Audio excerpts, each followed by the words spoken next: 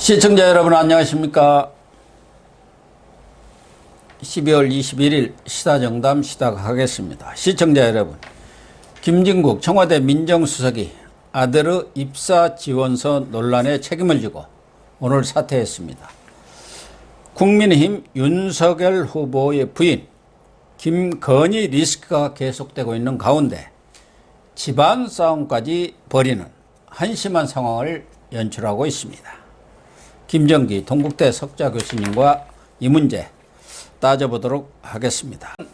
참 국민의힘 얘기를 안 할 수가 없네요.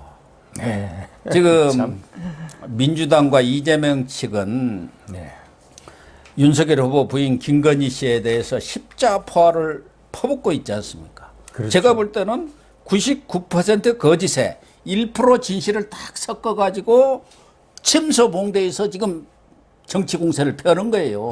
여기에 지금 국민의힘이 제대로 대응을 못하고 늪에 빠져갖고 허우적거리고 있는 거예요. 그런 거죠. 그 내용 전체를 보면은 뭐 오기를 했다든가 뭐 착오가 있었다든가 아주 제가 볼 때는 한 1% 안팎의 그런 좀 잘못된 부분이 있어요.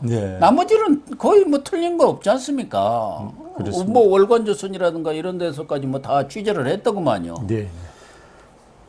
그런데 거기에 대해서 갈팡질팡 우왕좌왕하는 모습을 지금 보이고 있고 국민의힘이 거기까지는 또 그렇다고 하면 좋은데 그게 위기 대응 능력이 부족한 게 이제 항상 사전 예방책을 강구를 해야 되는데 지금 하는 거 보니까 사후 수습책만 그 강구하느라고 정신이 없는 것 같아요.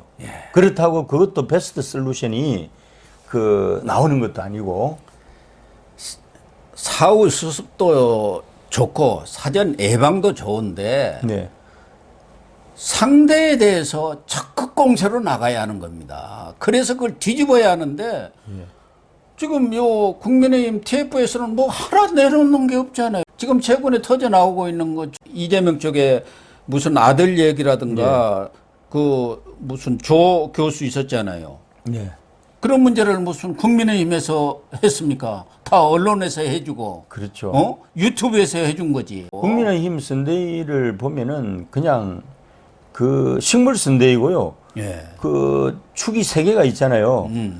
이 거대한 축이 세 개가 있는데 각자 자기들 사리사욕의 눈이 어두워가지고 이런 식으로 가면은 대선 놓치는 거죠. 그러니까 선대위가 구성원 돼서 무슨 삼각 편대다 어찌다 저쩌다 했는데 삼각편대가 제대로 쫙 이렇게 징분하는 게 아니라 서로 알력 다툼일까? 권력 다툼? 뭐 그런 거 벌이는 것 같아요. 그것만 하고 있죠. 김정희 총괄 선대위원장 이분이 지략가고 책사 아닙니까? 근데 이분은 뭐 보고 계시는지 모르겠어요. 그냥 무슨 논평과 같은 얘기만 하는 것 같아요. 아직은 체제가 안 잡혀서 그러나요? 그러니까 제3자 입장에서 던질 수 있는 그런 말씀만 그 하시더라고요. 그래서 지금 후보고 총괄위원장 간에 이런 소통이 좀 안 되고 있나요? 원래는 종합상황본부장 임태희 종합상황본부장이 어떻게 보면 이제 일일 보고를 후보한테 해야 되잖아요. 후보한테 해야 되는데 또 우리 총괄선대위원장께서 하도 또 뭐 촉도 좋으시고 하니까 양쪽을 다 모시면서 이런 기능을 해야 되는데 지금 이게 작동이 안 되는 것 같아요. 지금 저기 그 전략기획실장 금태섭 그다음에 정무 정무 상황실장 정무 무슨 실장인가 대응실장 상황 이실장 뭐 다 있는데 그 사람들은 전략기획실장 정무 대응실장 그다음에 상황분석실장 3실장이 있고요. 총괄상황실장 그다음에 1, 2실장에서 6실장이 있는데 이 6실장들 지금 뭐 하는지 모르겠습니다. 아니 대한민국 전략가라고 6실을 만들어 가지고 했으면은 초기 대응이 제대로 이루어져야 될 거 아닙니까? 이렇게 식물의 모습을 보일 거면은 왜 조직을 6개나 만들어요? 그냥 1실로 끝내지. 어쨌든 지금 이준석 대표고 조수진 최고위원이 어제 고성을 주고받으면서 책상을 치고 뭐 이준석 대표가 퇴장하는 사태까지 벌어졌는데 이 사태가 지금 윤석열 선대위 김종인 체제하에 총괄 선대위의 그 산만한 지휘체계랄까? 네. 엉망인 이 선대위를 압축적으로 보여준 거 아닌가 저는 그렇게 보였는데. 사실은 참 그 선대위 자체가 아사리판이다 하는 것을 보여준 케이스라고 봅니다.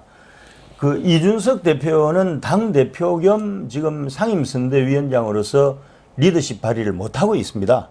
물론 그 위로 그 김종인 총괄선대위원장이 있지만은 당 대표가 겸직하는 자리잖아요. 그러면 리더로서 그 끌고 가야 되는 부분이 있는데 그게 잘 안 되는 것 같고 자기들이 본인이 대표로서 폼을 잡고 싶을 때는 대표를 내세우고 그 다음에 빠져나갈 때는 나는 그냥 홍보 미디어 총괄본부장이야.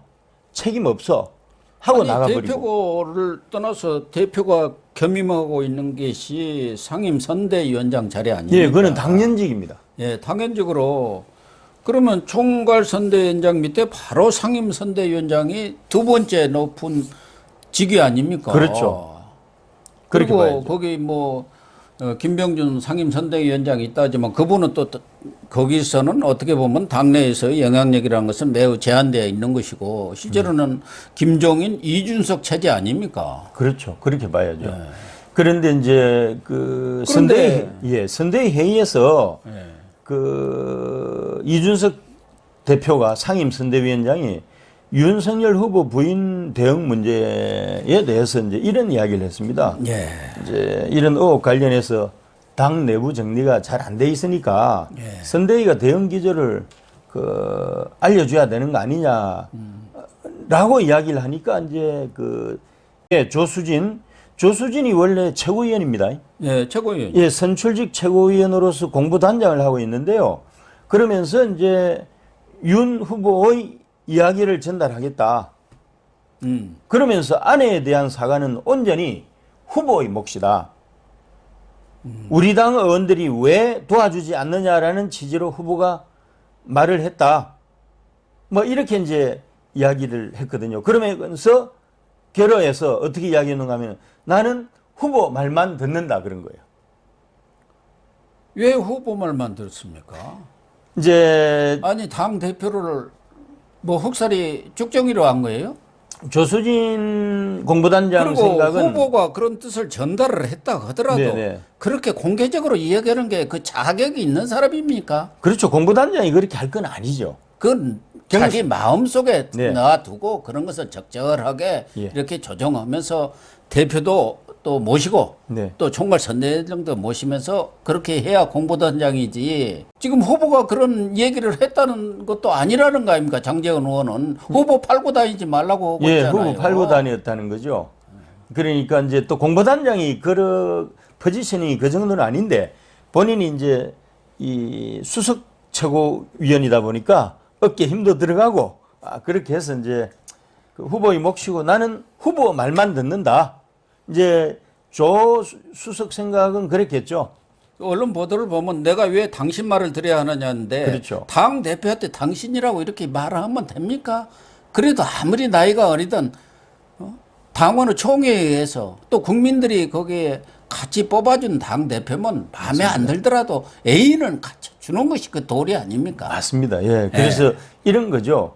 이제 두 사람이 최고위원 회의할 때마다 충돌을 했어요. 그러니까 사감을 가지고 예. 어제도 보니까 그런 충돌을 빚은 것 같은데 지금 대선이라는 이 중차대한 국민들의 열망이 있는 그 대선을 놓고 둘이 사감 가지고 싸운다?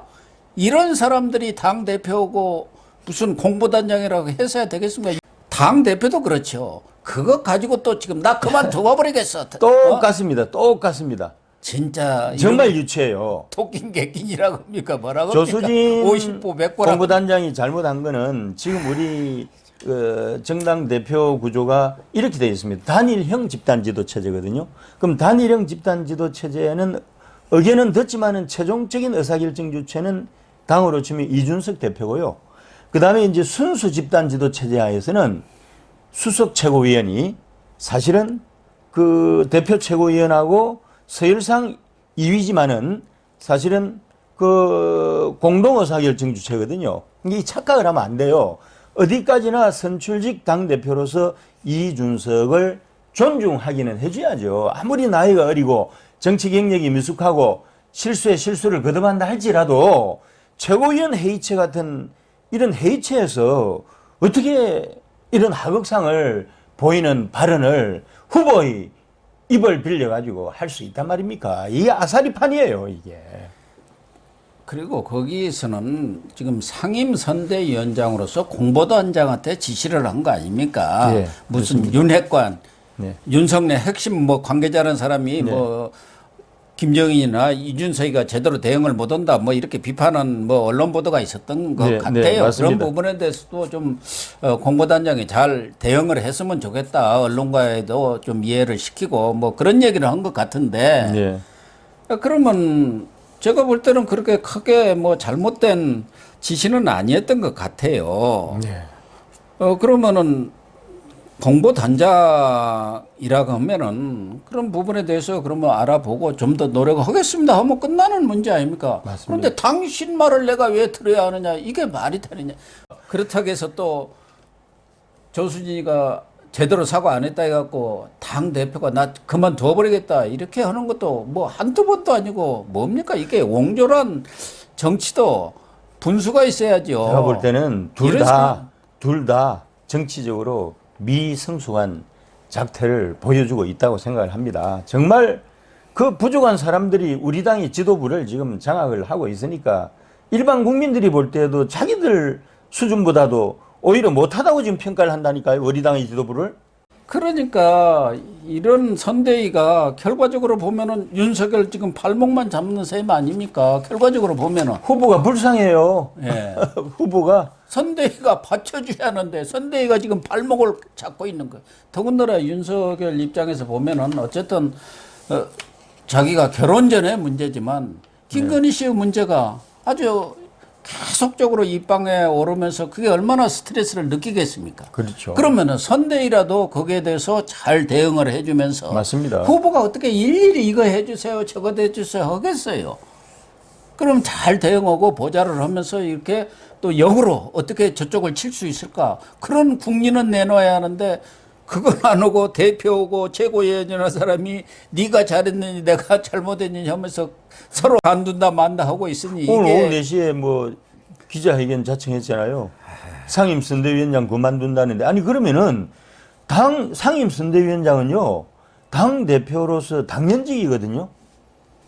그 당연직인 상임선대 아니 홍보 미디어 총괄본부장은 괜찮지만 상임선대위원장은 당 대표로서 겸직하는 자리인데 그걸 내놓겠다는 거는 대표 자리도 내놓겠다는 거 아니에요? 참. 참 그런 마음은 1%도 없을 거예요. 국민의힘이 자기들이 잘해서 무슨 지지를 준 겁니까? 지금 국민들이 정말 문재인 정권 이건 안 되겠다 해가지고 그나마 윤석열 아니면 대안이 없으니까 지지를 준 건데 거기에 대한 인식은 하나도 없고 조금 지지율이 윤석열 후보가 컨벤션 효과로 높고 뭐 어쩌고 하니까 야 이제 집권 다 한 거 아니야 해가지고 서로 지금 악유 다툼하고 있다는 거 아닙니까? 집권 후에 뭐 이런 김치국만 마셔대면서 자기들끼리 권력 다툼 벌이고 농공행산 어떻게 해서 내가 좀 더 잘 보일까 이런 한다는 소리만 여기 있는 이 삼성동에 아무 데도 안 나가고 있는 나한테까지도 다 들려오고 있으니 참 정말 한심합니다. 한심하고. 이래가지고 어떻게 이 국민의 정권교체 열망을 담아낼 수가 있을지 정말 지도부 어느 곳에서도 구구의 열정이 전혀 보이질 않습니다. 지금 국민들은 정권 교체를 열망하는 그 퍼센티지가 53% 정도 되잖아요. 그리 되면은 정말 이거를 하나의 이거 미션으로 생각하고 소중한 정성을 담아서 선대위도 이끌어가야 되는데 각자 자기 배전에서 하는 데만 혈안이 된 사람들이 모인 집합체 같아요. 우리 당의 선대위라는 조직이.